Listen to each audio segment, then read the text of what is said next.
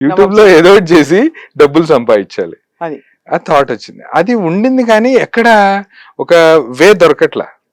అప్పుడు ఎగ్జాక్ట్ గా నాతో పాటు జాబ్ చేస్తున్న శ్రీనాథ్ రెడ్డి, భగత్ రెడ్డి వీళ్ళు ఒక క్వశ్చన్ రేజ్ చేశారు, మనమైతే ఉండగలమా అని.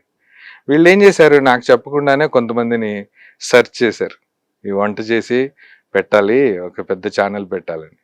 కానీ వాళ్ళకి ఏమనిపించిందో, ఒకరోజు ఈ నేను నా నియోజకవర్గం అని ఒక ప్రోగ్రామ్ చేసేవాడిని. అది మినిస్టర్స్ దగ్గరికి, పొలిటికల్ లీడర్స్ దగ్గరికి వెళ్ళి ఓ 2-3 days వాళ్ళతో స్పెండ్ చేసి వాళ్ళ డెవలప్మెంట్స్ ఏంటి అవన్నీ ఒక పిక్చర్, ఒక వీడియో పిక్చర్ చేసి పెట్టాం. ఆ ప్రోగ్రామ్ చేస్తున్నప్పుడు నేను ఇంటి నుంచి అంటే 2-3 days దూరంగా అవుట్డోర్స్కి వెళ్ళాల్సి వచ్చేది. ఈ పీరియడ్ లో ఈ జాబ్ ఇంత స్ట్రగుల్ చేస్తున్నాము, అక్కడ కొన్ని మూమెంట్స్ నన్ను కొంచెం ఇబ్బంది పెట్టాయి.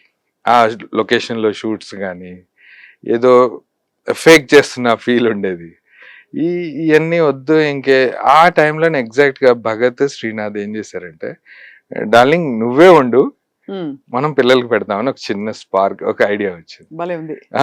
నేను అప్పటికే విసిగెత్తిపోయి ఉన్నాను కదా జాబ్ అంటే.